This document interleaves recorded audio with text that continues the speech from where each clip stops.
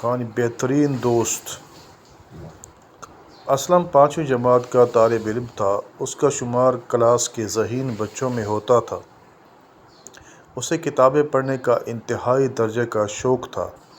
جب اسلم کلاس میں داخل ہوا تو استاد صاحب بچوں کو دوستی کی اہمیت کے بارے میں بتا رہے تھے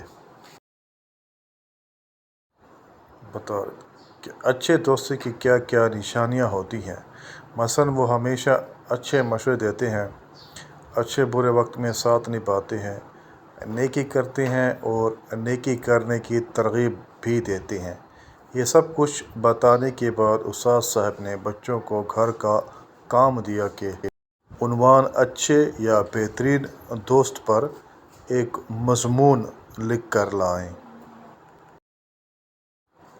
جو سب سے اچھا مضمون لکھ کر لائے گا اسے انعام دیا جائے گا۔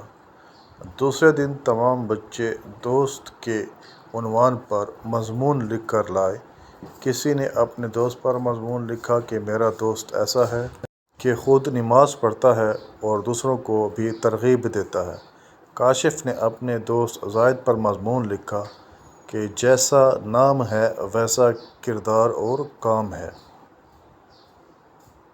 پرہیزگار ہے، خوش اخلاق ہے، جو وعدہ کرتا ہے پورا کرتا ہے، غریب لوگوں کی مدد کرتا ہے۔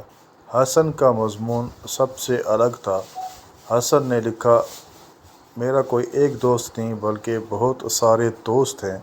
یہ دوست میری کتابیں ہیں جو ہر وقت میری رہنمائی کرتی ہیں۔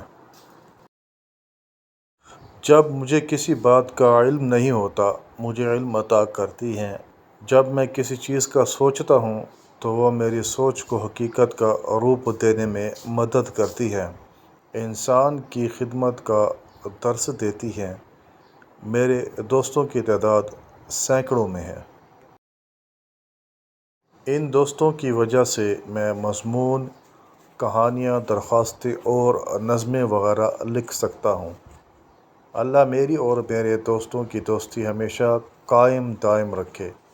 جب استاد صاحب نے یہ مضمون سنا تو اس کو سب سے بہترین مضمون قرار دیا اور حسن کو ایک نئی کتاب انعام کے طور پر دی، جس سے اس کے دوستوں میں ایک نئے دوست کا اضافہ ہو گیا تھا اور حسن کی خوشی دیدنی تھی۔